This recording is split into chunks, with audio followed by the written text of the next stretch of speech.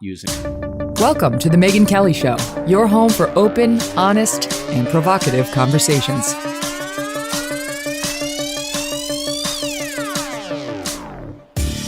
Hey everyone, I'm Megyn Kelly. Welcome to The Megyn Kelly Show. Today, by popular demand, including my own, Bret Weinstein. You know Bret. He's got a hugely successful podcast and YouTube show, though that one's been temporarily shut down. It's still on there, but they're not letting him monetize it. It's a whole thing. We're going to get into it because of his COVID coverage. He's got two, actually, the Dark Horse podcasts. One does clips. One is Bret and his wife interviewing people, talking about things, doing sort of live streams and so on. And I first noticed this guy when I saw the movie, which you probably know by this point I love, No Safe Spaces by Mark Joseph. It follows Dennis Prager and Adam Carolla around as they go on these college campuses. And one of the campuses they highlight was Evergreen. And that was Bret Weinstein's campus. He was a professor there who got in trouble over nothing. And they tried to ruin the guy. And he came back and in a big way. And his influence, his national influence has grown profoundly. And he continues to push back against narratives that don't make sense to him, and including on COVID, whether it was him pushing the lab leak theory, not pushing, but saying, like, I think this makes sense. And I think it's the likely explanation at a time when you weren't allowed to say that. And we're talking back spring of 2020. And now it's on things like ivermectin. Oh, I said it. And vaccine side effects and whether the vaccines are safe. Oh, I said more. And he's been saying a whole lot. And the folks at YouTube don't like it. So Bret, for a lot of reasons, has been sort of a personal hero of mine. And we just had an amazing discussion. You're going to love this discussion. It's tense at times. When it was over, he described it as tough but excellent. I'll take it. I like that. And I think you guys are going to like it too. So we'll get to Bret in 1 second. First this. You ever go out to the barbecue and next day you're still digesting all that meat? You know that feeling? Yes, hello. Especially if I'm the one doing the cooking. Well, here's a tip for that. Drink red wine. Hello. I've got news you can use. Not only does it taste great, but red wine actually makes you digest meat more effectively. In fact, according to some studies, it even makes red meat healthier. But not all red wines are created equal. You don't want some mass market red wine full of chemicals and pesticides. By the way, that's how you get a hangover. Instead, you got to check out this extreme altitude Malbec from Argentina. Now, extreme altitude means grapes grown at around 9,000 feet, fed off pure snowmelt, no excess chemicals, and it has notes of blackberry, leather, smoke, dark cherry. The guys over at Bonner Wines are telling me that they just got a special shipment of these wines and including one from the third highest vineyard in the world. Now, you can get 50% off if you go there today. That's amazing. 50% off. Just go to mkswines.com, mkswines.com, and enjoy.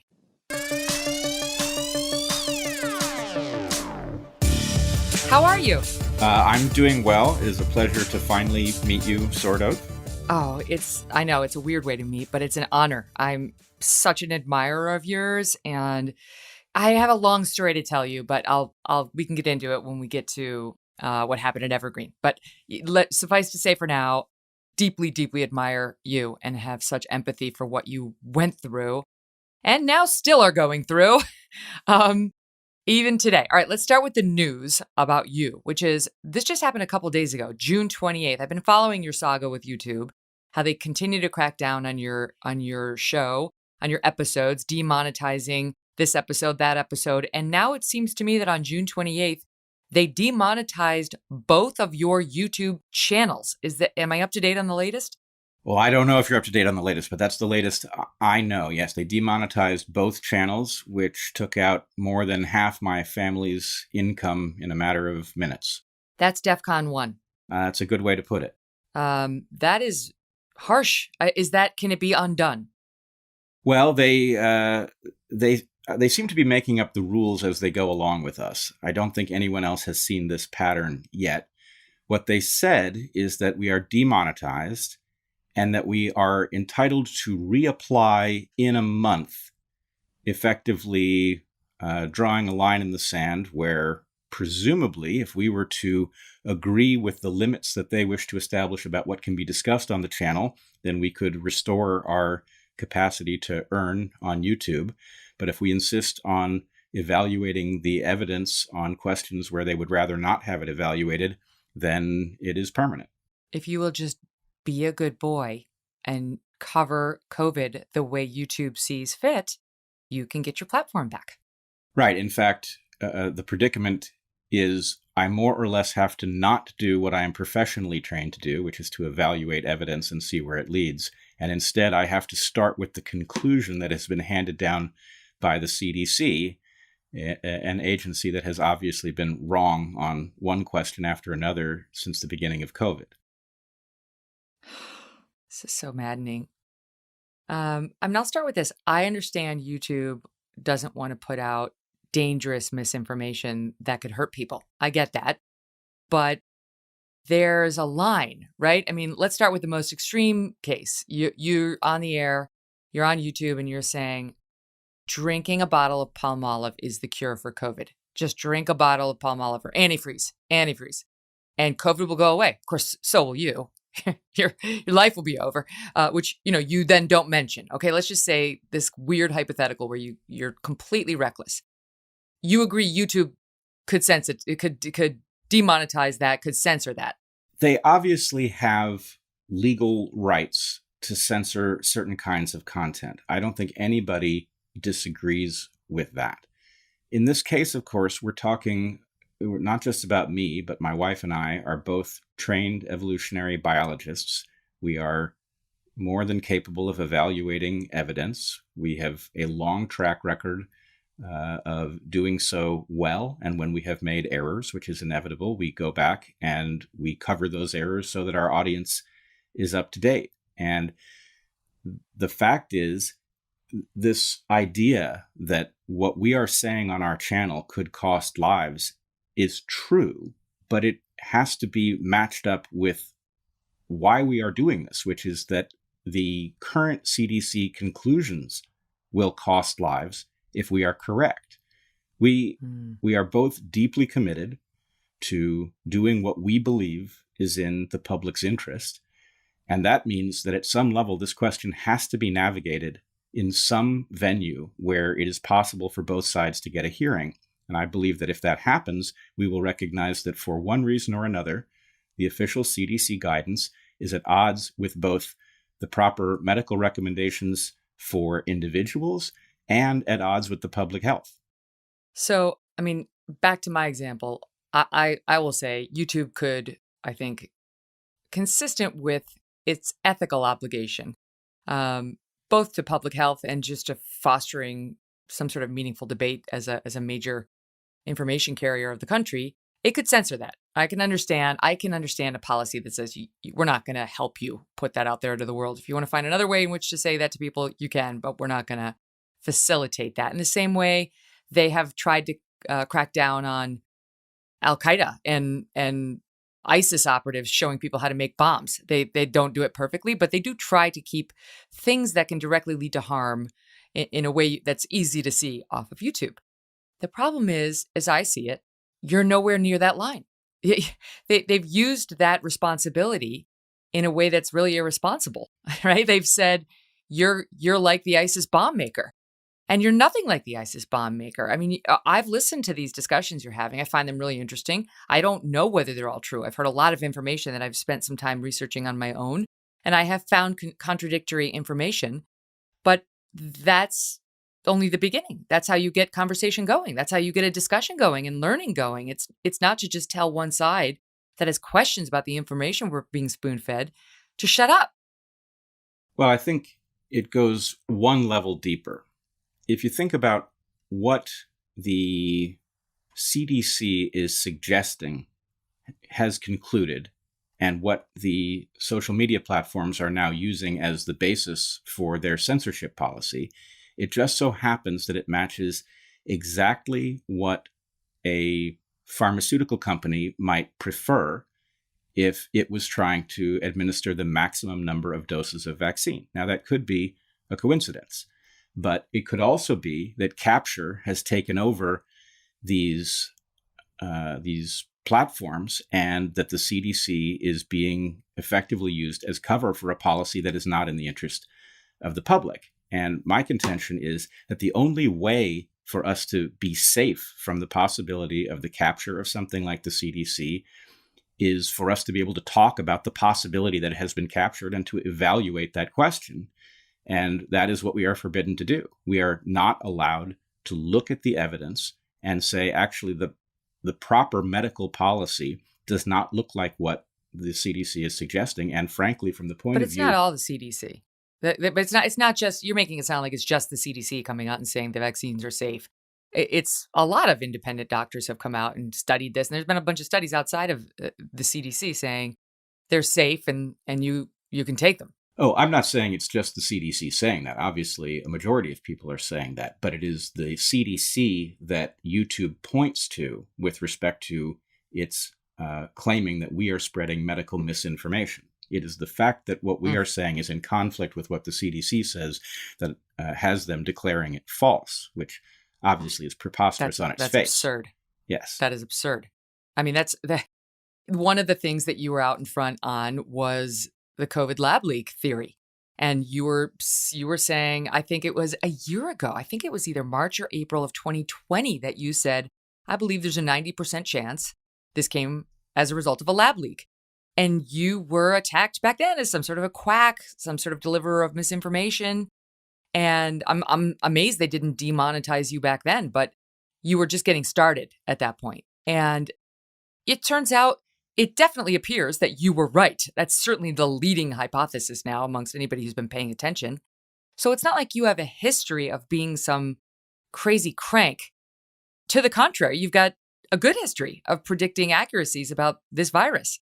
Well, not only with respect to the lab leak, and I would point out that I believe there is a 100% chance that we are right about the lab leak, because the way we presented it was this is a hypothesis. And it is clearly a viable hypothesis in this case. Many people now agree with us that it is the most likely explanation. But yes, we were way ahead, and we were demonized as conspiracy theorists. I agree with you. There's something interesting about the fact that they did not choose to demonetize us then. But of course, having been vindicated, you would imagine that they would now look at the question of repurposed drugs and hazards that may be associated with these current vaccines, and they would take a step back and ask themselves the question of whether or not we may again be ahead of the curve. But that is not what they're doing. And I guess I would just add that the lab leak is not the only question on which this was the pattern. We were also way ahead on masks. We were way ahead on the idea that the outdoor environment is safe and that actually one is probably best off not using a mask outdoors. We have been way ahead on a model of transmission in which one considers the volume of the room as a primary factor in the hazard posed by that room and adjusts it accordingly, opening windows, creating airflow. All of these things are places where our method of evaluating things has put our listeners ahead of CDC and WHO guidance. And for YouTube to now come back at us as if these sources are beyond question is utterly preposterous. Mm-hmm. Let's talk about what the final straws were. As I see it, there was an episode on ivermectin that they took issue with. They said you were advised. I think you aired it on June 11th, and on June 12th, you were advised by YouTube that post violates their misinformation policies about COVID-19 for promoting ivermectin as an effective treatment. That was June 12th, and I was following it then, saying, "Okay, he's getting in trouble." Your podcast still lived on, but your YouTube was getting demonetized and threatened. And then, boom. You're gone. It's the YouTube channel's gone. And was that because of the follow-up episode? Rather than cower in your corner, you came out with another show questioning the vaccines. It's like you wanted to poke the bear. And the next thing I know, you're gone. So did they tell you that it was the vaccine episode that was the last straw? Well, first of all, we're not gone. Our channel still exists. And although we were unable to post to it for I believe, a week, we are now able to post to it, but it is demonetized. It is, of course, under threat because each of our two channels has a strike, and at any point that YouTube wishes to do it, they can add more strikes and eliminate the channels permanently. So we're living in limbo. I would not say that I wanted to poke the bear, but I have an obligation which is perhaps second only to my obligation to my family, and that is my obligation to humanity writ large. I trained to be able to evaluate evidence. It is a difficult job, and the evidence that is available to us is painting a relatively clear picture. Now, it is impossible to be precise about it, and I'm not claiming that I have been, and I'm not claiming that I have not made some errors. That is inherent to evaluating noisy data in a complex system. But what I am saying is that the picture is relatively clear, and that imprecision does not change the final analysis. We are making errors with respect to the way we are dealing with the COVID-19 pandemic, and there is no question that that is putting human lives at stake. It is a sobering fact that when one speaks about this issue, it will very likely persuade people to change their decision about things like vaccines. And while I believe that people who listen to our podcast are liable to have their chances of remaining healthy increased, that will not be true for every individual. It is certainly true that somebody who, for example, becomes aware of the adverse event signal surrounding the vaccines may decide not to get vaccinated. And if they don't get vaccinated, they could well contract COVID-19 where they would otherwise not have. They might die. They might pass it on to someone else who would die.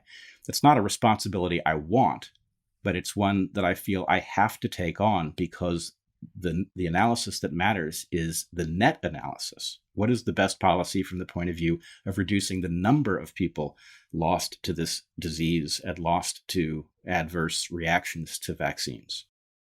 Well, let me ask you a question about that, Bret, because I will tell you, as a journalist, I found the episode with the two guys, Kirsch and Malone, the guy who invented the mRNA technology, Malone, kind of frustrating, to be honest with you. And the reason is you didn't have somebody from the other side. I wanted to hear somebody make all the points about how safe the vaccines are and why these guys are off, and how Kirsch isn't really a doctor and had just put science, studies together and had been looking at it. But like, why should we listen to him? I'm from Johns Hopkins. I'm from Harvard. I'm from whatever.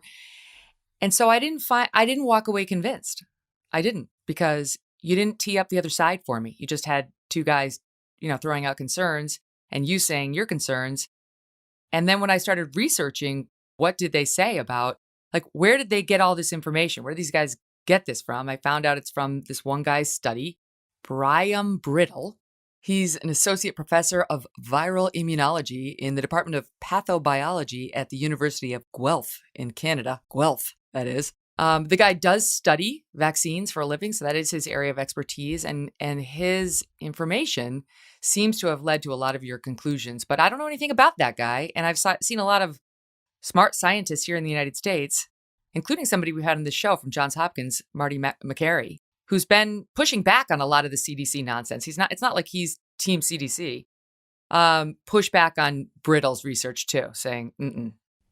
Well, so first of all, we are in the Wild West here. What we have is an official narrative about the vaccines, about the testing that they went through in order to reach the market, about the emergency use authorizations under which they are administered, about the immunity from liability enjoyed by the manufacturers.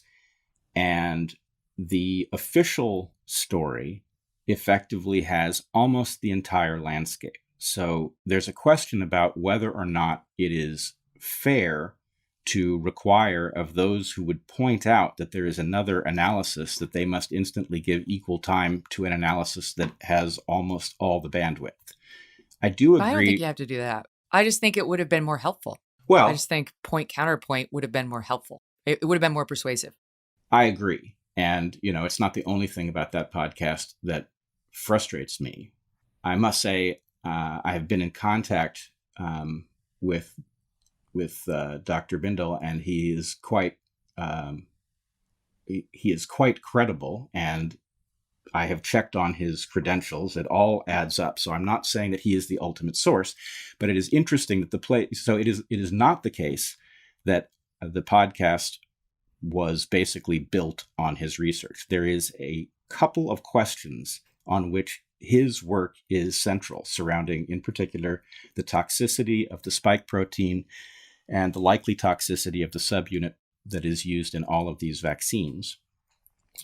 And let me just interject there, just to make it super clear, because you're very, very smart, and sometimes I don't totally follow, but I have looked up some of these terms. Yep.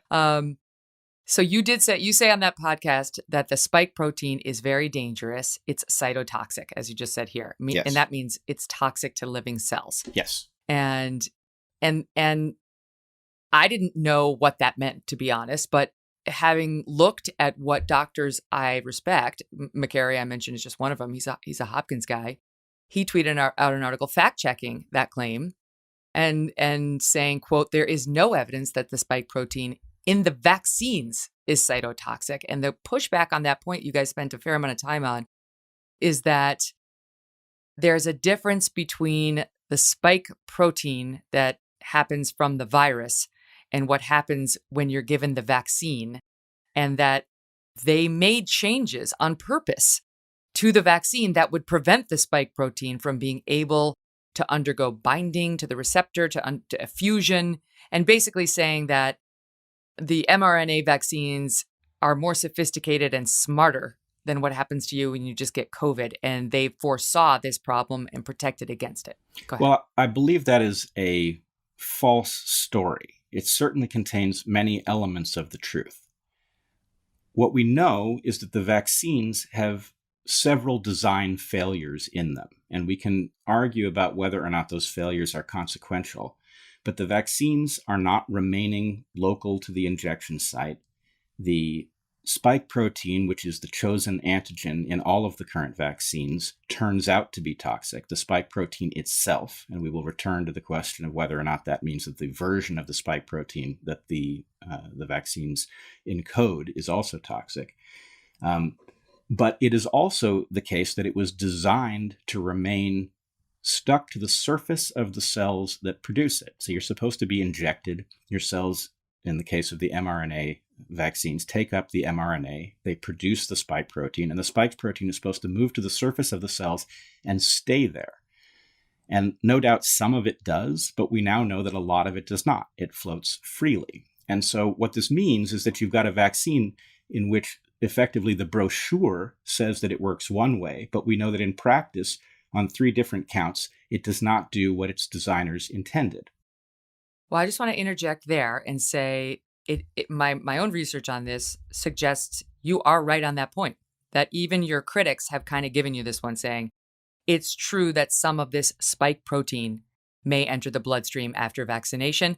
Their point is, but it's a very low level versus what you would see in an infected animal or an infected person, and that it's not dangerous, it's not problematic, and that the results of even knowing that don't indicate that the vaccines are dangerous. Well, I understand their argument, but I would point out that especially working downstream of an emergency use authorization, an accelerated testing schedule that does not allow even the normal level of assessment of safety, and in light of the immunity from liability that the manufacturers are under, that we have to proceed with extreme caution when we get the sign that these vaccines are not working as intended. But the core problem with the story about the spike protein, or more specifically the S1 subunit that is being used or produced by these vaccines, is that the claim that it was locked open in order to make it safe, I believe, is incorrect. It was locked open. What do you mean locked open? So imagine a protein that functions like, I'm trying to imagine what the analogy might be, some kind of a clamp that automatically clamps shut when it reaches some target of a particular shape. So that's the normal spike protein. It's a protein that when it encounters a chemical of a particular shape, changes form. And that's part and parcel of how it functions when it meets the ACE2 receptor. In the version that is produced by the vaccines, it was chemically locked in the open position. So imagine you had like a pair of scissors and you welded the two pieces together so that they couldn't open and close anymore.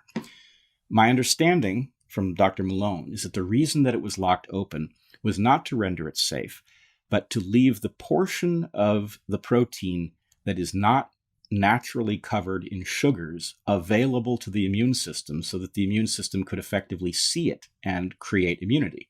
So there's nothing wrong with that plan.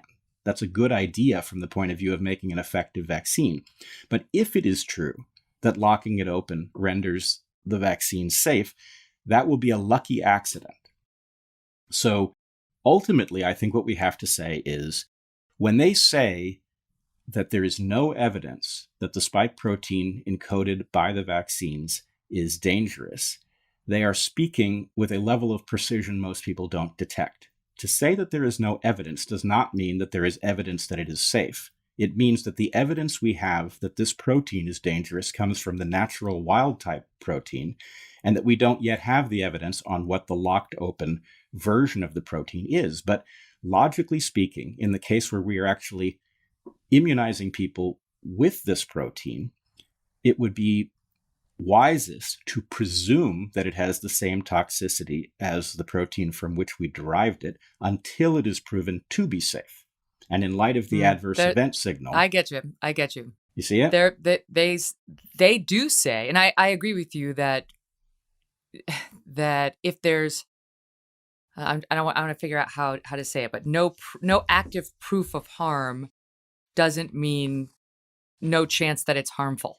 And you would argue there is proof of active harm, but no, I wouldn't say there's proof of active harm. What I would say is that the natural presumption is if the protein on which it is modeled is dangerous and it is not established that locking it open renders it safe, then one should presume it is dangerous until proven safe. Mm-hmm. The people who defend it say not only is it safe, but they argue that it actually the vaccines appear to inhibit the spike protein, any injury from the spike protein, injury to your blood vessels, injury to your lymph nodes, that they may actually prevent vascular damage. So they actually are arguing that not only do they do no harm, they will protect you. And they say 890 million people worldwide have been vaccinated. The FDA is monitoring it. They paused J&J, which proves they have fully independent safety monitoring of these things. And, they say they've looked at all these things. They're not so persuaded by the one guy in Canada. And no. There have been scientists from all over, Harvard, Yale, Johns Hopkins, people, again, who I've had on this show as more heterodox thinkers when it comes to COVID, saying, you're wrong. Well, so first of all, I think what you have is a situation in which you've got a confusing picture. And in light of the fact that we are injecting people with these vaccines, that we can know nothing about their long-term impact, in light of the fact that there is a very strong signal of adverse events, unprecedented, in fact, in the VAERS system, then we have to proceed with great caution. But if you'll allow me to change the focus just slightly. But just hold that thought, because Yep. I do want to hear what you're going to say. But just to correct that record, there's a question about how strong the adverse events evidence is. I know the VAERS system, people who defend that system say, of course, that's not a system that's meant to capture everything because, it's set up. Drug companies don't want a meaningful forum in which you can go on and say, let me tell you all the things this drug did to me. Like, that's not good for them. They don't want their drug to take that kind of a hit. They don't want to get sued. They don't want class action lawyers, poring over that. So I get that. But people have defended some of the bad numbers on the VAERS system, saying a lot of the early vaccines were given to 90-year-olds and really old people. And you can't really say the deaths were caused by a vaccine so much as the initial vaccines were given to the very old or the very sick. Well, you can't establish really almost ever that any individual event is the direct result of the vaccination, because of course people do occasionally spontaneously drop dead. But the signal does not involve just the old.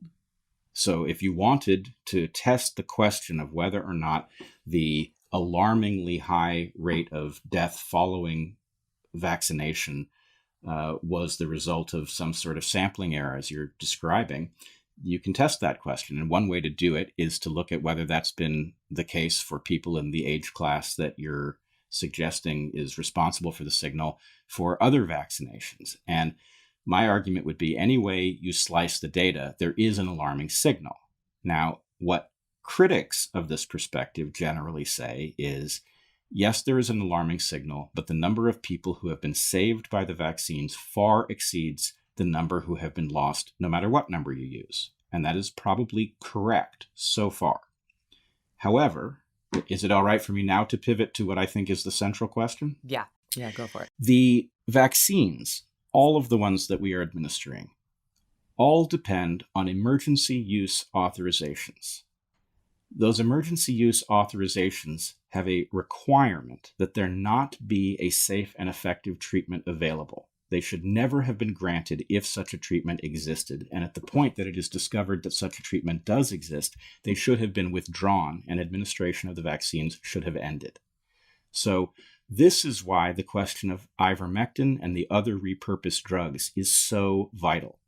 It does not really make sense to talk about whether or not it is acceptable to lose X number of thousand people to the hazards of the vaccine in order to save Y number of people from the COVID pandemic, if there is a treatment that does not produce this massive adverse event signal and is highly effective at both treating the disease and, crucially, preventing it. Now, wait, before we get to ivermectin, I agree with that in principle. That's to me seems like a no-brainer. If you've got a very effective treatment, if you've got strep throat, you got penicillin. There it is. You don't have to have a vaccine against strep throat because we have the cure. So as a theoretical matter, yes, you're 100% right. Now we can get to whether ivermectin is that thing. But I also think even before we get to, is this ethical? Because there's, potentially a drug available. The conclusion, the place we both just landed is, maybe, certainly some people have died after getting the vaccine. And, was it as a result of the vaccine? We don't have all the information yet. And I think this is what leads reasonable scientists and doctors to say, all right, so then let's make a value judgment based on your risk. If you're old, you're immunocompromised, and you're somebody who really could likely get killed by COVID, and that's a small percentage of the people, then this may be a smart risk for you to take. But if you're young, you're 18, it's a very different story, especially given that whether you agree with Bret on everything he said about, the spike protein and all that or not, you have to agree that we don't know everything we'd like to know about this vaccine. It hasn't been around long enough for them to do long-term trials. You may have a very different risk calculation. And I mean, that's true. And I know we both agree on that. Yes. I would say the problem with the analysis, I agree that for the young, it makes little sense to administer this if they tolerate COVID very well, effectively that it becomes a transfer of health between the young and the old. We are putting young people at risk with a vaccine that is clearly experimental, about which we know little about its long-term impacts, and we would be doing it to save older, infirm people, and I don't think a sane society does that. I agree with that. It's medically unethical. They're trying to boost herd immunity by using the young kids who don't need it and for whom the implications are unclear because too many people won't get the vaccines for valid reasons. They have concerns, what have you. And they're trying to use my kid and yours to up the numbers. Yes, and I think it is absolutely unforgivable. On that point, though, I want to say that reasonable people could disagree. I actually don't think that's true. I think that reasonable people would all have to grant that we have an obligation to protect children, even at risk to older people. And I say that as somebody who's much closer to old than young. But there are other cases in which the picture is even clearer. For example, people who have clearly had COVID, people who have, for example, tested positive and lost their sense of taste and smell. these people do not need a vaccination.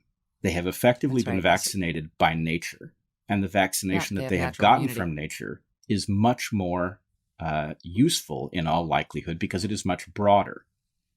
So for us to recognize that there is an adverse events signal that, let's say, needs to be discussed, maybe it is the result of some phenomenon in the reporting system and it is not a medical fact, but we don't know that. So we have an indication that there might be a substantial hazard to the vaccines, and yet we are administering them to people for whom they are redundant. We could instantly reduce those people's risk dramatically by simply saying a conclusive demonstration that you've had COVID is sufficient.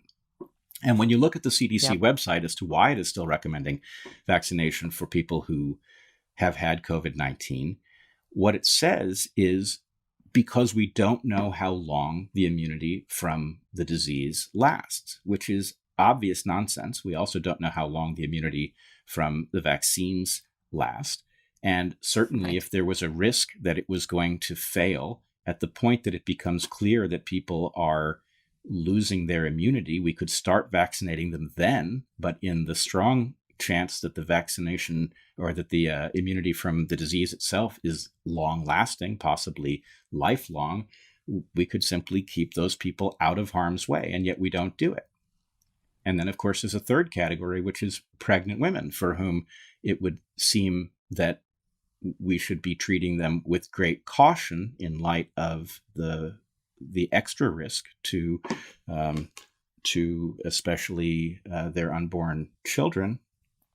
And yet we are behaving in a way that suggests that the driving objective is to administer as many doses of vaccine as possible rather than... Yes. Okay.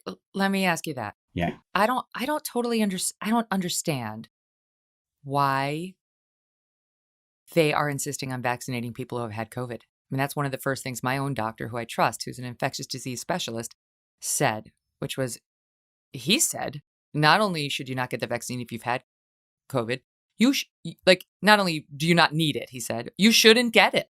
You shouldn't get it. And he said that we've had some more adverse reactions to the vaccine with people who have had COVID. And by the way, what the hell is like the comfort of having had COVID if you can't just say, at least I don't have to get the experimental vaccine? It's like, again, disincentivizing people on every front. They just don't know how to handle public relations, which is a front in this battle. Anyway, why? Why won't they just admit that they don't have to vaccinate the people who have natural immunity? I don't understand the agenda. I know they lean into fear. I know they're trying to get herd immunity up, but that's a whole huge section of the population that's got it. So why? Well, I can hear it in your voice. If you look at that question long enough, you are left scratching your head. And the problem is that I know only one answer that adds up. And the answer is that this isn't about public health and it isn't about individual health. It is about something else. It is about something like profits within the pharmaceutical industry. And I know how that sounds, but I also know that if we were to take this outside of the context of COVID, in general, people are aware that the pharmaceutical industry has a perverse incentive to sell products that may not be in your interest to take. People are generally on their guard about that. And if one thinks about it for even a few minutes, it should be apparent that whatever problem exists from the perverse incentives of pharmaceutical companies gets far worse when we have immunity from liability. So I don't know. Yeah. Maybe there's a good answer to your question, but I have yet to hear it, and I certainly haven't been able to come up with anything. And I've spent a tremendous amount of time looking for some alternative explanation. I don't want to conclude Go ahead. These folks who are in charge of not only big pharma, but big tech and media think the American public is a bunch of rubes, right? And it could be an instance of the experts thinking Americans, they can't handle nuance. If you tell them they don't have to get vaccinated because they had COVID, then, the rubes are just going to wrongly assume that they don't have to get vaccinated at all. They're not going to understand. So, our big brother is going to take care of us dum-dums by just saying everyone's got to get it, period. It could be your theory as well. Greed, protection of these companies that have come up with these vaccines and making sure they get their payola. I don't know. But that one to me made absolutely no sense. Up next, we're going to get into the I word, ivermectin, the thing that cannot be said, according to YouTube and some of these other social media companies. But we're going to say it, we're going to talk about it, and why it became such a problem for Bret right after this. It's summer and it's officially July, so you really, really, really need some shade, right? If you're living any place in the United States right now, you're thinking about blinds and shading yourself and protecting yourself from those strong sun rays. And the folks at Blinds Galore, they've got your back. BlindsGalore.com can help you give any room an incredible makeover with custom window coverings and help protect you from the blinding sun that comes this time of year. If you don't do it now, you're not going to do it, so just do it.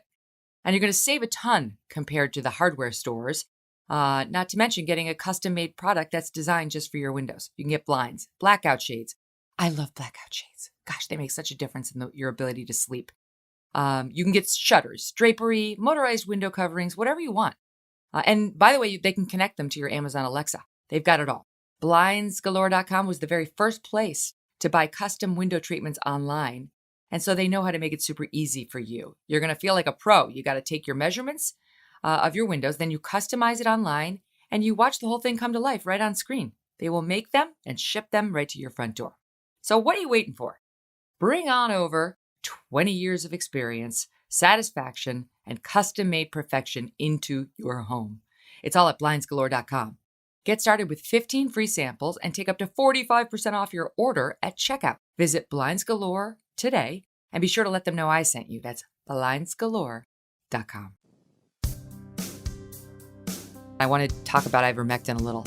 The word that shall not be mentioned, because YouTube got so upset when you had a podcast about ivermectin. And I think it's kind of interesting. I mean, I will confess, I haven't been that into the whole hydroxychloroquine and ivermectin debate. I'm like, okay, if I get COVID, I mean, now I've been vaccinated, but if I get it now, or if I had gotten it before, I would have gone to my doctor and I would have said, what should we do? Do I need a medicine at all? I'm relatively young. Like what? And if he had said, try ivermectin, I would have. I didn't really feel the need to sort of pronounce anything on it, but it's become a debate, and for good reason. Because to your point, if we have what's essentially a cure, we should know it's cause for celebration. And here's my problem with your discussion on it. You're not allowed to discuss it. You can't talk about ivermectin. Why not? What? I looked at it. I'm like, is Bret crazy? Is he out there? All the studies I saw that, on my own, this is me with Canadian Debbie. She's my researcher, doing our own, sort of the stuff we would do to interview anybody. American Journal of Therapeutics study, peer-reviewed meta-analysis study, published June 17th, analyzed 24 randomized trials conducted in 15 countries, found that the drug ivermectin could reduce COVID-19 related deaths, found it reduced the risk of death in mild to moderate patients by an average of 62%. There was a study out of Australia. Researchers there showed that treatment with ivermectin inhibited the COVID-19 virus within 24 to 48 hours of treatment. Preclinical data showed ivermectin prevented the virus's RNA from replicating. And still the FDA, I get it, right now, they warn against unauthorized use of it. And I actually understand their warning, okay? Because what they're saying is that clinical studies are underway. So kind of, we'll get back to you. But they take forever, which is why people have the conversations in the meantime, and people are dying. But the FDA wants people to understand that there are some risks with ivermectin, because when people just hear about a drug and start pumping it into themselves without doing their homework, bad things can happen. Ivermectin, which I now know, treats rosacea. It can treat head lice. It can come in a tablet form, or I think some sort of a lotion form. They give it to animals to prevent worms or treat worms. Okay, don't take your horse's ivermectin. Don't take any medicine without running it by your doctor. Assess the risks of any medication or the effectiveness of any medication with your doctor. We don't want people just, self-diagnosing and self-medicating. But you tell me, Bret, why we can't discuss the fact that there are several studies showing this thing's amazing, and it's actually doing some real good when it comes to the fight against COVID. Tremendous good in other parts of the world. But I'd like to reorient you a little bit, because, again, I think that even as it's occurring to you that there is clearly utility in this drug, you're still subject to a false narrative about it.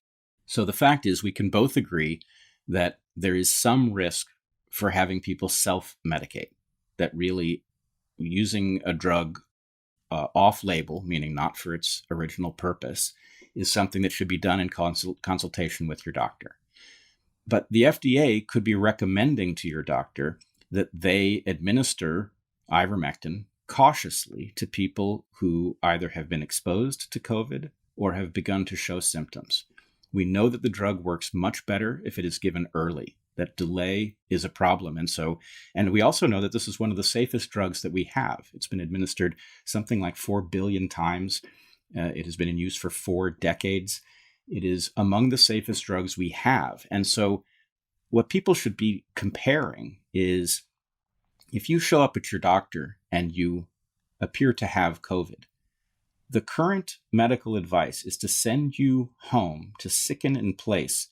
And if your lips begin to turn blue, then we take action. All of that time is lost. The fact that there is evidence, it may be noisy, and we can talk about why it's noisy, statistically noisy, I mean, but the fact that there is evidence that this drug seems to work at very low risk and high effectiveness means that the Hippocratic Oath effectively dictates that we should be giving it to people who appear to be exposed to COVID or have just come down with COVID, and we should be giving it to them as early as possible. Prescribing drugs off-label is something doctors do. It's something they're trained to do. And in this case, it's why we have Botox, keeping away our wrinkles. That's not what it was designed for. Indeed. And so there's no reason that I can come up with that we shouldn't be cautiously administering this drug. And if somehow the critics are right, and I can't imagine, in light of the huge volume of evidence and the multiple different kinds of evidence that point to its effectiveness, but if they were somehow right and it does not work, we will not have harmed patients by administering it, and we could stop administering it. So that is the difference, as I understand it, between ivermectin and hydroxychloroquine, which in studies actually did do some harm. It was causing some harm to people. And that's why they say they shut down those studies and kind of shied away from that drug, which some people had touted as a miracle drug. But as I see the studies on ivermectin, they haven't gotten to that place. And even Vice, which took a shot at you and went off on this long thing, even they said, the studies show ivermectin is at best a mediocre treatment for COVID. That's an endorsement coming from Vice, which, normally I would expect to be completely on the other side, for whatever it's worth. Again, I asked my doctor, who I trust. He's an older guy. He's been around a long time, and he's an infectious disease guy. And he said, there's no hard data to support the use of this drug. He said, we need to adhere to a scientific model of proof to avoid injuring people or misdirecting them, i.e. giving them a false sense of security. Controlled experimentation is what is needed. And that experimentation, he said, should not be suspended in any sort of an emotional or frightened frenzy, right? And is there risk of that? Maybe that is what happened with hydroxychloroquine, right? They suspended the testing. Well, I would like to see as much evidence collected as possible, but the studies have to be designed well. And so, for example, there's this ivermectin has been added to a trial at Oxford, but the design of the trial appears like it's being set up to fail. They're soliciting people up to 14 days past the onset of symptoms or past a positive COVID test. And while, yes, it is true that if you just did that at random, you would get some people who had just contracted COVID, the later you give it, the less well it works. So this may sound counterintuitive, but a well-designed randomized controlled trial is excellent. A poorly designed randomized controlled trial is very misleading. What we Does more harm than good. What we have is a meta-analysis that is composed of many smaller trials. And the good thing about a meta-analysis is that the flaws in one trial tend to be canceled out by the strengths of another. So although it... That's the one by Tess Lowry. Exactly. And the evidence there is very strong. It is plenty strong to administer a safe drug to people for whom we have no alternative. I would also point out, though, that the story about ivermectin is distorted because people are far too focused on the treatment aspect of the drug. And the treatment aspect is complex. There's a question of what the appropriate dose is. There's a question about when it should be administered. And all of those things make the evidence around it noisy. But it has a second value, which, as far as I know, none of the other repurposed drugs do. and that is as a prophylactic for preventing COVID. And we really need to be thinking about the following question. We have 86% as the average effectiveness expected by the meta-analysis, or the average effectiveness determined by the meta-analysis. That's a very high percentage of effectiveness.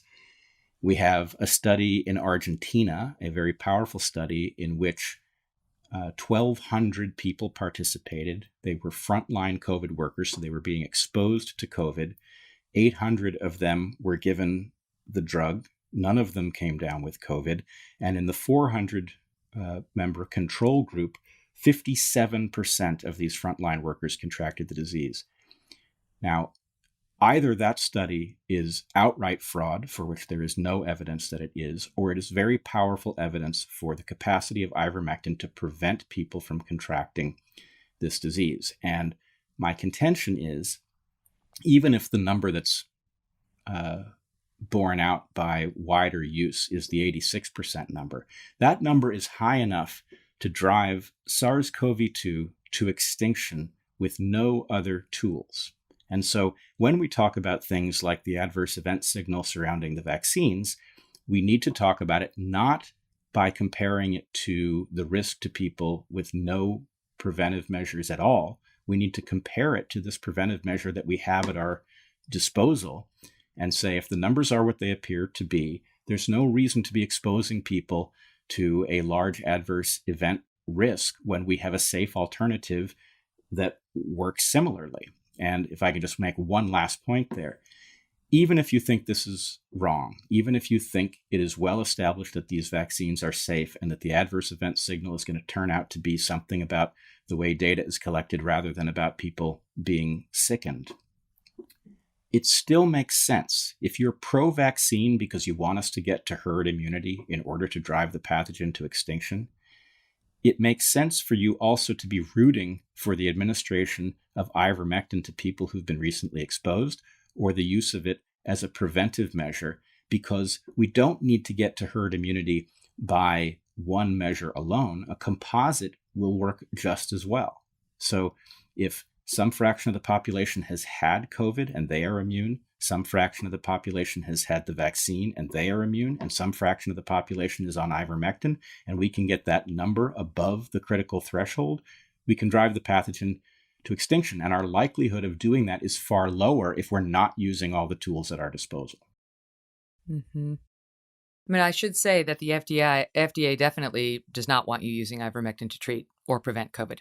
It's not approved. They talk about the risks in taking a drug in large doses in a human that is often used in animals to treat or prevent parasites. And they say that they've received multiple reports of patients who have required medical support and even been hospitalized after self-medicating with ivermectin intended for horses. Don't fucking take your horse's medicine. Sorry, but that's a dumbass thing to do. Don't do that. Go to your doctor. Ask him if he likes ivermectin for you. That's it. Don't listen to Bret. Don't listen to me. We're just trying to have a discussion about what are the arguments that are getting people talking about this. And he's got his feelings, and I've told you my doctor's feelings. I'm open-minded to what my doctor says, but I certainly would not be taking medicine or not taking it based on anything I heard on YouTube or on a podcast. You know, That's what we have physicians for. What's bothering me about your situation is the censorship of discussion. And I understand that YouTube is going to say, no, this is like, we're trying to stop the guy from saying, drink antifreeze, which, by the way, will instantly kill you. They're trying to say we're not suppressing any science. You know, science is going on. Ivermectin's being studied. The vaccines and their side effects are being studied. But we are stopping what we think are potentially irresponsible discussions that could hurt people prior to us having all the answers. And the answer to that is, how do we get all the answers? We have to talk. And you're not some snake oil salesman. You, as you point out, are an evolutionary biologist who studies studies and studies trends and knows how to read these studies in a way not every Joe Schmo knows how to. And you have responsible discussions. They may not always be conducted perfectly according to Megyn Kelly. Who cares? I'm not your boss. And more, this is what's happening. Matt Taibbi made the point when Alex Jones got deplatformed. people wondered, is this a slippery slope, right? Is it like, where's this going? And he said, we're there. It is a slippery slope. And you're a great evidence of the fact that they've gotten too powerful and too quick to press the off button on people's microphones. Yeah, I would just add that capture of regulatory agencies is a well-known hazard. There's a question here as to whether or not capture has occurred and it has somehow been extended to the social media platforms. In effect, their censorship policy is protecting the capturers, which in this case would likely be the pharmaceutical industry, and their proxies in the public health apparatus. And the question that I would ask people is, maybe you don't believe that that has happened in this case. But if it were to happen, we would have to discuss it somewhere in order to figure out how to regain control so that the public health authorities can go back to protecting the public health. And if YouTube is going to prevent the discussion, then effectively the capture is complete. So I really think that that's what we're fighting about ultimately, and that the examples here provide us a set of test cases. These are places where we have evidence. It's available to evaluate. Experts can talk about what it does and doesn't mean. People can listen in and contribute, and that's the healthy thing to do. The unhealthy thing to do is to assume that public health officials are automatically right because they hold those titles. That's really true. And we've talked about on this show before, deference to authority, whether it was the FBI, who would be deferential to James Comey, knowing now what we know about him, right? Or the CIA, talk to Glenn Greenwald, the NSA, right? I like to talk to Glenn. Even the president, right? Like, there's plenty of reason. Pick your poison. Obama, Trump, now Biden. Do you want to be deferential to that president? Any of them? Do you think they're thinking about you, whoever you are, or are they thinking about themselves? Question for you, though. I want to ask you about. There was you took down this tweet, and I just want to ask you about it because it was on June 24th, and you tweeted as follows. For months, I've asked everyone I talked to if they're vaccinated and what their experience was. Nearly all had scary symptoms, some terrifying. Question, so how could anyone doubt that there is a huge adverse event signal? Answer, most aren't talking unless asked. Ask around. We have a problem. But then the next day you tweeted out, my tweet was bad, and I know it. Without presenting the background, it was alarmist in effect and not clarifying. I apologize. So what do you make of that? When I read that, I just thought, so he's taking anecdotal evidence and making it into a thing, like it's a pronouncement on reality. And that, you can't do that, right? Like I could have responded, for months, I've asked everyone if I talked to if they're vaccinated and what their experience was. Nearly all had amazing experiences with zero symptoms and were really, really gratified to have the vaccine. That doesn't tell me, you'd say, MK, that doesn't tell us anything. You haven't talked to the people I've talked to, right? So to me, I thought it was not really valuable. I don't know. But why did you take it down? Well, let's add a couple things to what you've said about the story. I did make the tweet. It is an honest account of my experience. Now, I will say, in the aftermath of the tweet, I did think about all of the conversations I had had, and I did come up with a couple others of people who did not have remarkable symptoms. But in my sample, and that there's nothing that says that my sample is representative, nor did I suggest that it was. But in my sample, the number of people who did have something alarming to report was shockingly high. Now, what you didn't say in describing this is I took the tweet down. I then described why I am alarmed by certain symptoms that other people might well not be alarmed by. In other words, I don't find a headache alarming under normal circumstances, but a crippling headache, one that sends you to bed because you can't function any longer in the aftermath of a vaccination like this one, in which we have a protein that we have strong evidence shreds the blood-brain barrier, that is alarming. So in any case... Again, that's denied by scientists we've had on the show and trust. What is denied? That it crosses the blood-brain barrier. Well, that it's... Again, I read to you earlier that actually what they're saying is these vaccines appear to prevent that kind of transmission. Well, what I said was that the spike protein shreds the blood-brain barrier, perforates it. And we do have evidence of this, which I posted in my thread. When I took down, just so your listeners understand, when I took down my tweet, I did what I always do when I take down a tweet in a substantive way. If I make a stupid mistake and I need to retype it, that's one thing. But if I make a substantive mistake and I take down a tweet, I always screenshot it and I post it, because what I don't want is for my wrong tweet to spread, but I don't want to hide what I wrote. I want people to be able to follow the history of it. That's smart. And so in this case, what I did was I wrote a thread in which I included that screenshot, and I included the evidence for various things, including the perforation of the blood-brain barrier by the spike protein. So anyway, people can evaluate it as they like, but there is reason to be concerned about this. And there are symptoms, frankly, of the post-vaccine syndromes that many people are suffering, including something called brain fog, something that actually Dr. Malone reports that he, who is vaccinated, is suffering from. I've had several other friends of mine report That's profound... anecdotal. That's anecdotal. I have everybody I know who's gotten the vaccine loves that they've had none of that. You can't go by anecdotal. No. Hold on a second. What the end of my tweet, which again, I'm not standing behind this tweet. I took it down because I did think it was a bad tweet, as I said quite clearly. But the point of my tweet was, you should ask people in your circle. And it is interesting that somebody like you in your circle, you tell me that you asked, and I take you at your word that you've asked people and you've only heard good reports, right? I heard one problematic report, which I told my audience about before. It was with the Johnson & Johnson. It was one of the women who got a blood clot, although she was not one of the ones who was identified. What they remember, they said we only had 6, and she was not one of the 6. So that was somebody who I don't know, but I met at a party. But I have asked everybody. I had a lot. I live in New York. Everyone's been vaccinated, and it's been uniformly positive. But I, like you, understand that doesn't really mean anything. That's not, right. It's not some scientific sample. It's not a scientific sample. My point was that, the point of the tweet, if people want to go back and look at it, is that I believe that there is a bias against talking about the adverse events. And the reason I think that is because I've made a point of asking, and people who said nothing, or if we were discussing it and I said, are you vaccinated? They said yes. And then they didn't say anything about it. And then I said, okay, what was your experience? I get back these stories. It's not every time, but it is an alarming percentage of the people I have asked.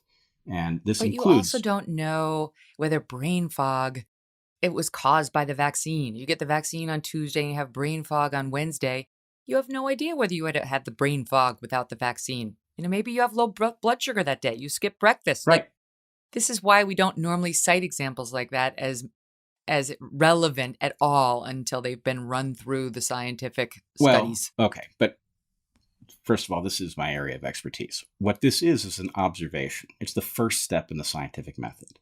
If you notice a pattern, right, you haven't taken data on it, but you see a pattern, then you come up with a hypothesis about what might be causing that pattern. Then you make predictions from that hypothesis.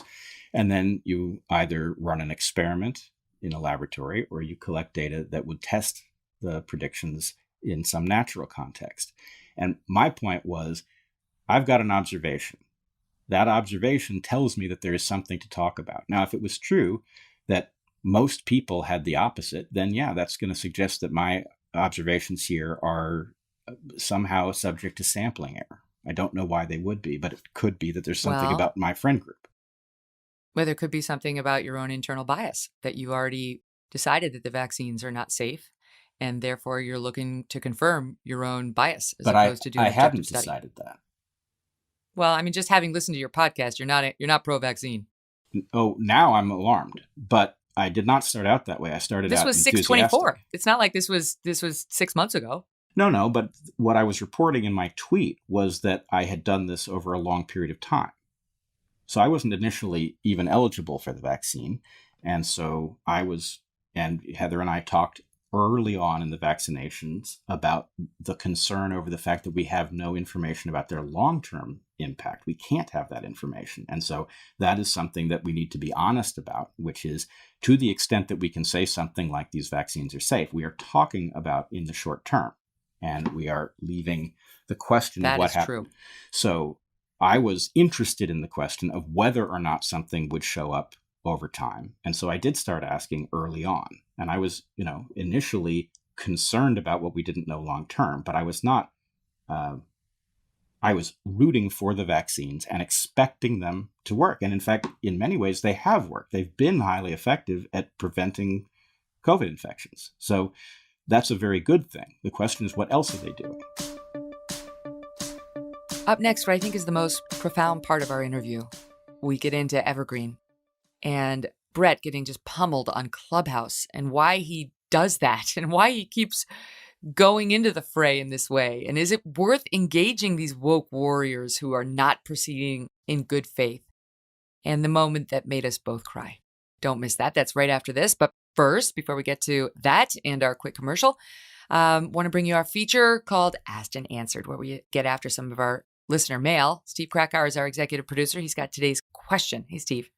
Hey, Megyn. This one comes to us at questions@devilmaycaremedia.com. It's from James Benjamin and really relates to today's show, I think, in a lot of ways, because James says that his wife and him have different political views. Sometimes it can be a strain on their relationship. He leans right, she leans left. But besides politics, their relationship is great. But he says they're expecting their first child in September, and he's wondering what advice you might offer for relational and parenting advice when raising a child with parents with two very different worldviews. Well, I think this is great. This is great for your kids because it's going to force you to offer reasoned arguments and expose them to both sides. Both sidesism is somehow a dirty word today. Well, screw those people who say that. People are complicated. Issues are complicated. They're not black and white. It's not perfectly clear, some of the stuff we're talking about, and certainly political matters. And I think you do your kids a service by exposing them to arguments and ideas.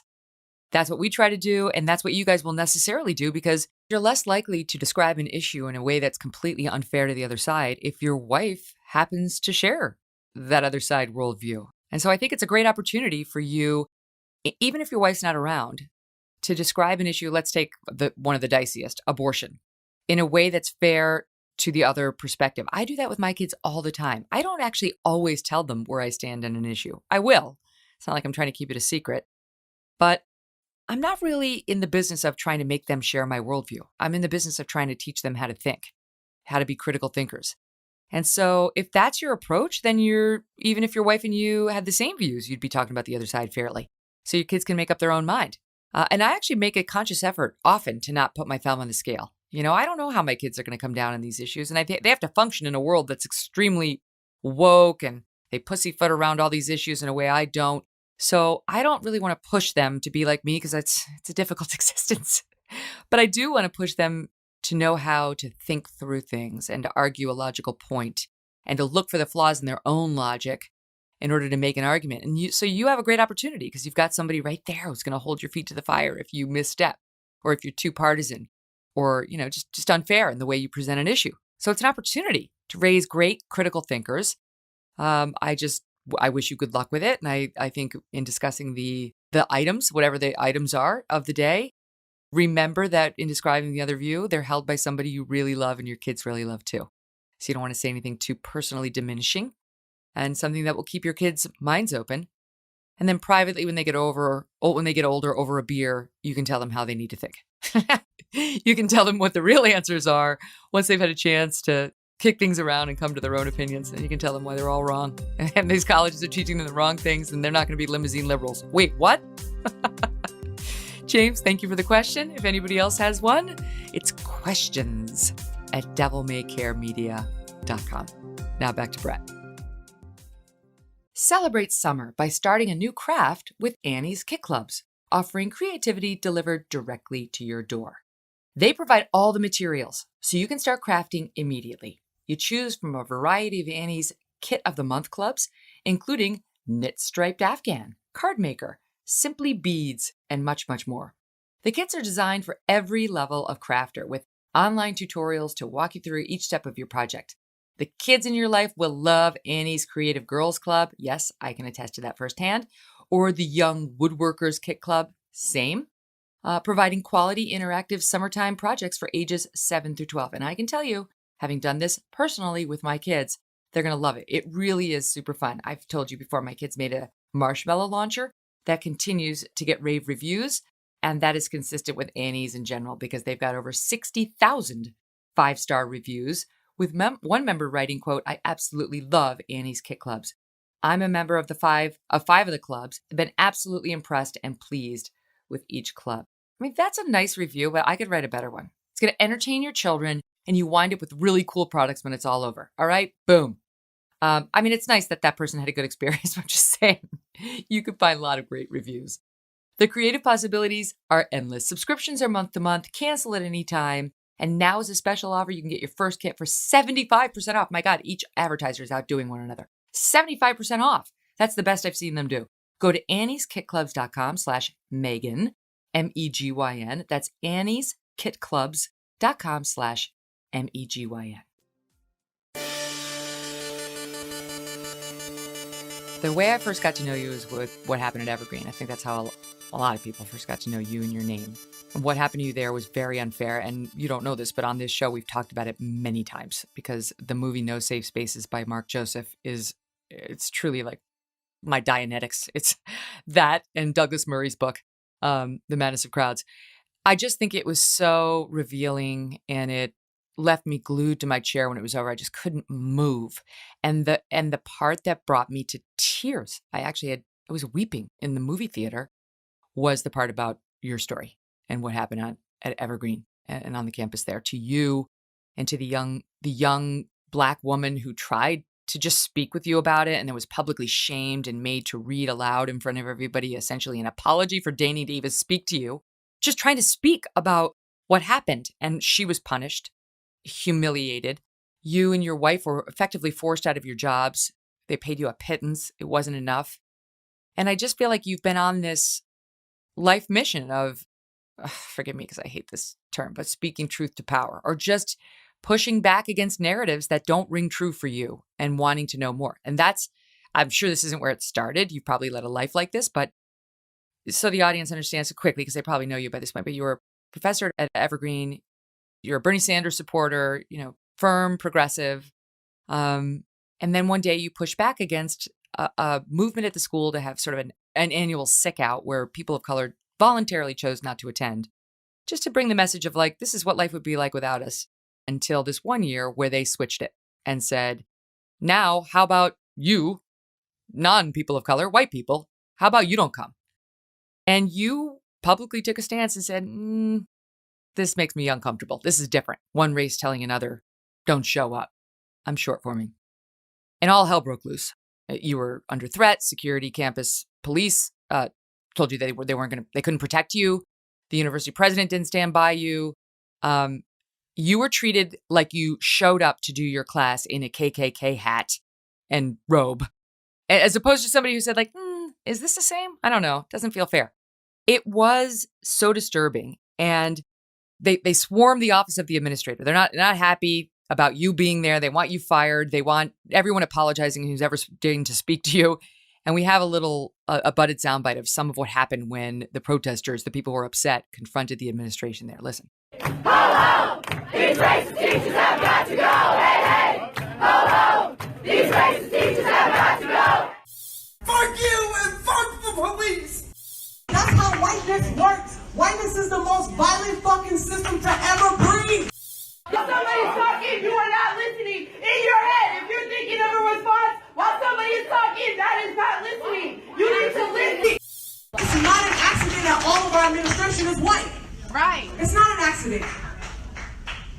That shit is systematic as fuck. The thing is that my ancestors were slaves and your ancestors were not. Your ancestors came here of free choice and decided to bring along my people not of their own free will to work and build this country. Okay? And so I'm just letting you know that slavery still has repercussions in society today. And that is what we're here about. Those repercussions. It doesn't go away. It's not over. I played that for Douglas Murray, and he said, in response to that last point, we can all do that. We can all do that. Everyone's got something in their history. You're Jewish. If you want to play the card of what happened to your ancestors, you absolutely can. It doesn't do anybody any good. But just listening to that now, I'm curious. Do you feel like it was folly to believe you could have had a rational discussion with the particular mob that came for you there? That's a very interesting question. I feel like my values force me to attempt to have that conversation, whether or not I think it's likely to work. And there's certainly many instances in the week of protests that quickly became riots in which there were hints of progress. And I would also point out, it took me months to realize what the protesters who showed up at my classroom as the whole thing began to unfold, what they were expecting. And I should point out for your listeners, none of the students who protested and demanded my firing or my resignation were students that I knew. My students stood by me, including numerous students of color. And I believe that surprised the organizers of the protest. I believe they were expecting my students to defect, and they got quite the opposite. So was it folly to imagine that one could reason with such a mob? At one level, maybe. On the other hand, the demonstration that people who had direct knowledge of me and of the situation did not see it in the way it was being portrayed was a success in and of itself. In fact, I think it's a big part of why my story seems to have captured people's imaginations. Is they if you hear the story just bare bones, some white professor resists diversity, equity, and inclusion proposals at the college, it might be natural to wonder whether that person is a bit tone deaf about race or might harbor some kind of prejudice. And then to discover that it's actually a totally false story because those who were engaged in the protesting and rioting filmed everything. And it becomes very clear in reviewing those films that the charge is false. That's a very interesting thing to be revealed. So while reasoning with the protesters arguably didn't work, revealing what the actual internal dynamics were was very successful. And yes, it did not save my job or my wife's job, but I do believe it was a victory for the values that are now being jeopardized and that we have to protect. That's so good. You're 100% right. That rings so true to me. I can honestly tell you, I don't think I'd be sitting here today doing this podcast if I hadn't heard about this, if I hadn't seen it, if I hadn't been moved by it the way I was. It was just devastating to me as a window into what's happening in our country. The cruelty, the unfairness of it, the unreasonableness of some of the positioning and what happened to the young girl, a young Black girl who tried to talk to you. She wanted to ask you about the letter, and she too was treated like she had the hat on. I mean, just for wanting to speak to you, and then they made her read a pre-written apology for that sin, and this was the moment. It's not the same listening to it now, forgive me, but people need to see this movie, No Safe Spaces, and you'll feel as I did with the build-up. But here's that clip. Has demonstrated anti-Blackness in the pigeonholing, charging, and sentencing of 2 Black trans disabled students based on false racially charged allegations. They humiliated her. She wasn't a good public speaker. She had trouble reading their text. It didn't matter that she was a person of color. She had to be humiliated for her sin of wanting to speak about it. I just, to this moment, it makes me emotional. It has to stop. It's the reason I get up in the morning and do this show. It's the reason I don't care what people call me. I don't care what they say. The discussions have to go on. There should be no third rails. Ivermectin, vaccines, Black Lives Matter, trans kids running against cis kids, whatever it is. Conversation is the key to solving it. Yeah, I agree. I must say, when you play that clip, I am not somebody who cries easily. It's fairly rare for me, but that clip, there's something so horrifying about, Yes. and I think your listeners probably won't quite get the context, but she actually wanted to figure out, she'd never met me, and she wanted to figure out if what was being said about me was true. And the way for her to figure it out was for her just to come talk to me. It's the most honorable, natural instinct you can imagine. And it went well, actually. It's one of the things about that week that was actually a sign of hope. We had this discussion, and, she and I did connect. And then to find her humiliated in front of a crowd, forced to read a statement. My assumption is that maybe, like me, she's dyslexic. Reading in front of a crowd is not easy. And to just put her to that cruel fate is so, it's almost indescribably upsetting. And yeah, I agree with you. Her story, I think you've hit the nail on the head. Her story indicates that the solution to many of these things begins with an honest, candid conversation, and that it's hard for me to think of an example where the people who are interested in shutting down conversation are in the right. Yeah.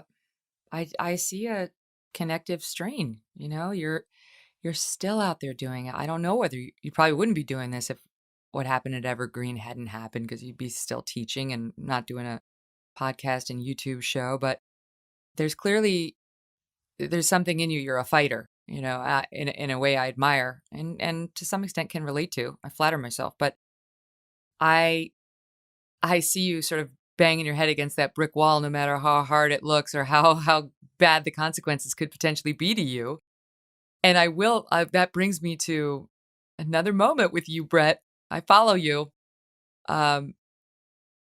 You went on Clubhouse, which I don't really get. I complained a long time ago that I hadn't been invited to go on Clubhouse, and then everybody started inviting me, and I never went on. I don't want to. It's not my thing. But you went into this, I don't really understand how it works, but a room that had been sort of taken over by like Black Lives Matter activists. I guess it's fair to say but they're not just Black Lives, but just trans stuff and all of it. They were railing on you, I think, before you even joined, and then you joined them. And Bret, it didn't go well. And all I thought as your fan was, what is he doing? Sitting here right now, I actually understand better, but let me play the clip and then I'd love to get your thoughts on it. Do you believe in white supremacy? Do you believe in white privilege? Are those sentiments that you stand by? People here are saying that you have spewed racism across this app. So can you speak to that?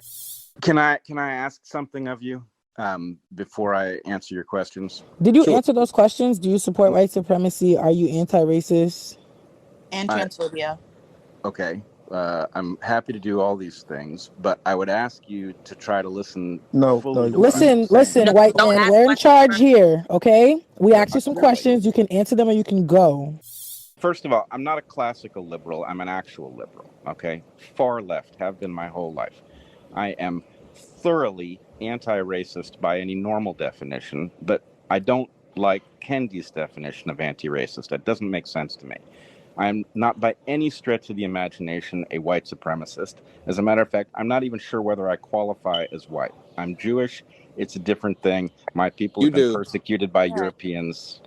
You are, Bret. You're just spicy white, but continue.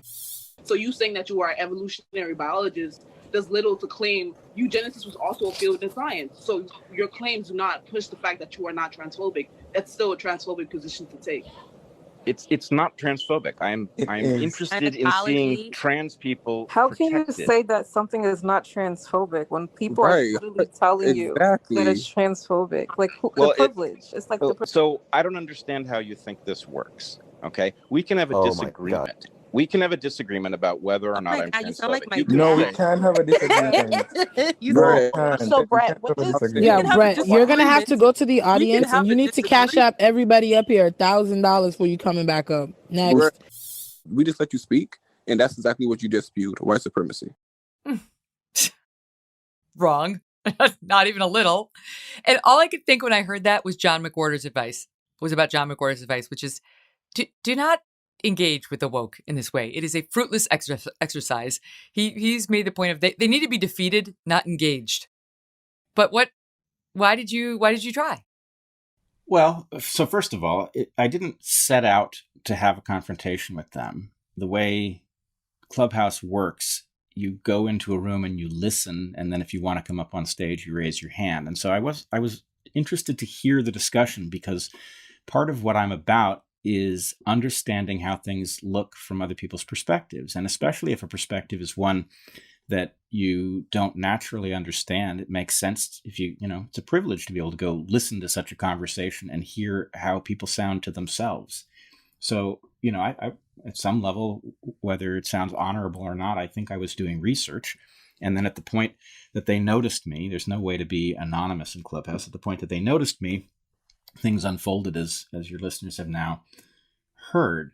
But I would also say, there's part of me that people come up to me all the time and they say certain things about what they see. First of all, in my experience in the last 4 years, almost every time somebody has come up to me and recognized me, they've said nice things, right? On Twitter, I get hate, but in person, that's not what happens. They say nice things. And one of the things they say is that I'm brave. And I look at this and I think, I was in my own house and I walked into a quote unquote room of people who vehemently disagree with my perspective. And I tried to engage them. And, this was a walk in the park compared to Evergreen. And frankly, Evergreen, as frightening as it was at times, is also likely to have been safer than what people have done throughout history confronting evil of various kinds. And so I wonder if we haven't just gotten soft, and if I'm trying to find my way back to some level of willingness to confront things that actually stands a chance of leading to a solution. So, yeah, it wasn't my plan that would happen. I didn't know that the event would become famous, but I also think it's not quite true that there's no point in having these conversations, because they're the people I talk to. I don't think the people I talked to were likely to have been persuaded by anything. But then there are also a lot of people who heard the interaction in real time, and then as it has been repeated across the internet. And many of those people might well be reachable. And just simply hearing what the discussion sounds like might awaken them that you can't just sign up for something where the label on the box says Black Lives Matter. You have to check what's in the box, and it doesn't match, right? This is not there's no future in this perspective. I just think, for me, I would not engage in a discussion with people who were not proceeding in good faith. And to just dismiss you as a white supremacist, they called you a eugenicist because you're an evolutionary biologist. They really thought you were. They didn't sound particularly smart, to be perfectly honest, and they were not there in good faith. They just wanted to beat you up. And to me, it was upsetting to listen to. And there's zero chance I would do that to myself. Even if it was for the greater good, it's like I only have a limited amount of time on this earth, and my own mental health would prevent me from. It's like I could also go follow the number 6 bus and just inhale as much exhaust as it puts out from Broadway over to Columbus. But I have better things to do with my time. Okay, but I agree with this, and certainly it would not make sense to keep doing such things because there's diminishing returns, and the amount one learns from each new interaction is less and less. On the other hand, when you've been told that some other group misunderstands something, and you've heard their perspective described, it makes sense to go check whether that is a match. And one of the things that gets said about what happened to my wife and me at Evergreen, and in particular what I said to the Congress about it when I testified, I said effectively that this wasn't a free speech issue, that it wasn't fundamentally about college campuses, and that it would spill out. It was about power and control. Yes, it was about power. It's about turning the tables of oppression or perceived oppression, and that it would find its way into every part of society. And that has now happened. So how did I know that? I knew that because I had participated in enough of these discussions to know what they were made of, to know where they were headed. And so I think there is some value in doing that. And, you can be surprised in both directions. Sometimes you tune into a conversation that you think is nonsense and you discover it isn't. So, step outside Well, that's your interesting. bubble. I mean, if you're there as a researcher, as somebody who's observing human behavior and seeing what happens next, I guess that's one thing. I would say attempt to persuade.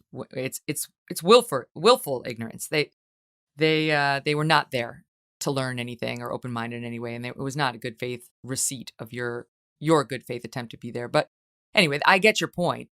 And I think you're right about a lifetime of trying it and then coming up with information, because I did watch your congressional testimony, and one of the things you said was these activists are basically in a cult, and the members of the cult think they're stopping oppression, but the leaders know what they're really doing is turning the table on oppression and eliminating due process and other protections in the process. So the leaders are, I think your point was that you were trying to make, the leaders are fine with oppression just as long as they're on the right side of it.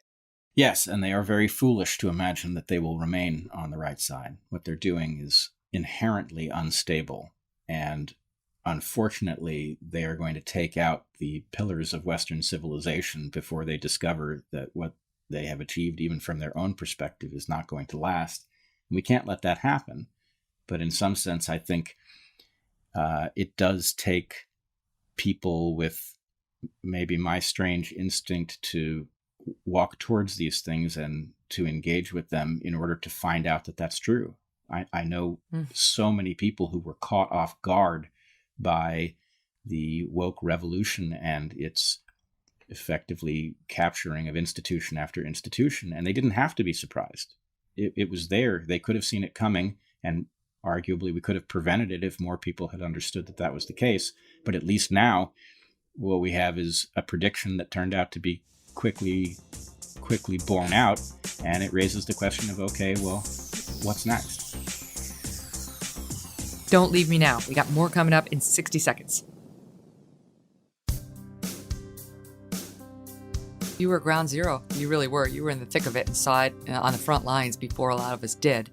And more accurately, because people knew that college campuses were really left and that some of this stuff was bubbling up, but didn't necessarily predict the complete takeover of academia, K through 12, sports, corporate America, and on it goes, the way we've seen in particular since George Floyd.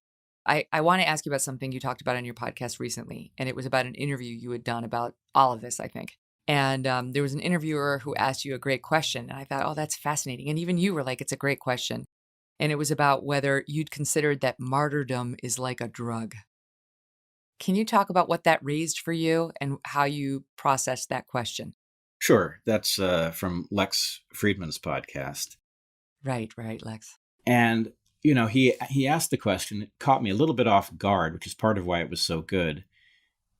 And I know he was asking, in some sense, things related to what you've been getting at here, which is why is my instinct to engage where maybe I know that it's not going to work out? Why would I, for example, find myself in a conflict with YouTube when I can obviously calculate the odds of winning a conflict with YouTube as well as anybody else can? And I guess what I told Lex and what I then thought more about and said on my podcast was that I don't think there's any part of me that is interested in martyrdom. That really we've got two phenomena that seem alike, but they're actually opposite. People who seek martyrdom are actually, they're needy. They have something that they're trying to do internally, and the confrontation with whatever the foe is like a drug. And then there are people who are willing to accept a risk in order to accomplish something. But it's not that they want something bad to happen to them, but they know that, well, in evolutionary terms, we would say that in order to get to a higher peak, you have to go through what we call an adaptive valley, and that can be very dangerous. In fact, it can be fatal. But I also have to say we are all mysteries to ourselves. It's possible there's something in me that I don't know is there. But when I do a thorough census, when I talk to people who know me well, it does not make sense that this is some compulsion on my part. It actually makes more sense that I feel an obligation to do something. And I guess the last thing I would say is that having been through a number of these events, and they don't actually start with Evergreen, they start much earlier than that for me, but having been through them, there is a skill set that gets built up where you learn, just as if you put somebody on a battlefield who's never been there, presumably they freeze up, they don't know what to do. But if you take somebody who's been through many battles, they probably have a really good idea how not to get distracted by the huge risks that are present. So I think my trajectory in life has allowed me to see some of these confrontations. Maybe I've just been lucky, or maybe I've been skillful, or maybe it's a combination of the two. Almost certainly it's that. But I've survived them to this point. And so I do suspect I know something about how to engage these things. And, it's not like one wins every time, but to see them, to expose them, to live to fight another day, that seems like a worthy thing to invest in, especially when the stakes are as high as they seem to be. Well, I agree with that. I think, having watched you, it's kind of the opposite of martyrdom, because the way I see the way you've handled your challenges is, it's not about you, it's about principle. You're a man of principle. And if you have to sacrifice the self in service of the greater principle, whether it's conversation, engaging, pushing back against, narratives, even if you're going to be called names or considered heterodox, standing up to bullies, you do it.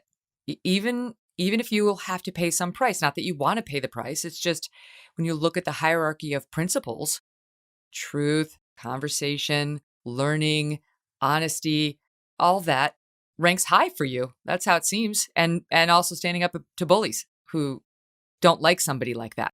They, YouTube right now is bullying you to accept the narrative or else.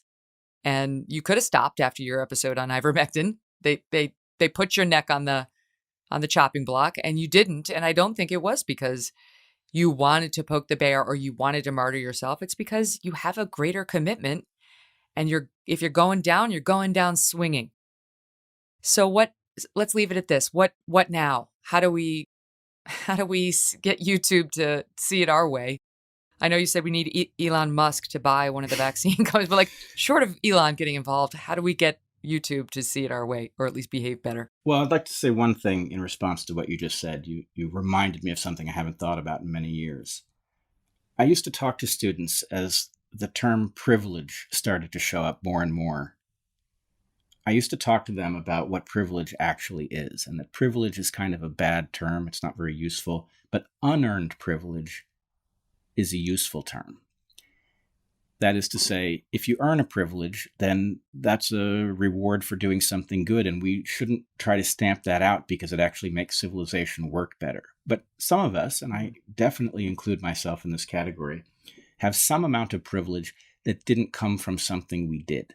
And my sense is it doesn't make sense to take it away, but it does make sense to think about whether or not having some of those privileges puts the onus on you to spend that privilege honorably. And I hope that I am accurate in saying that what I think I am doing is recognizing that actually I'm tremendously lucky, and that because I'm tremendously lucky, I can afford to take risks that others can't, and that's the right thing to do. Oh, I appreciate that. You're gonna be less able to afford it if YouTube stands by its decision. You still are without half of your family income. Yes. We do need to reverse that. As successful as your podcast has been, the visual piece of it on YouTube is important. So I quite like your question, and I hope that this is a satisfying answer to it.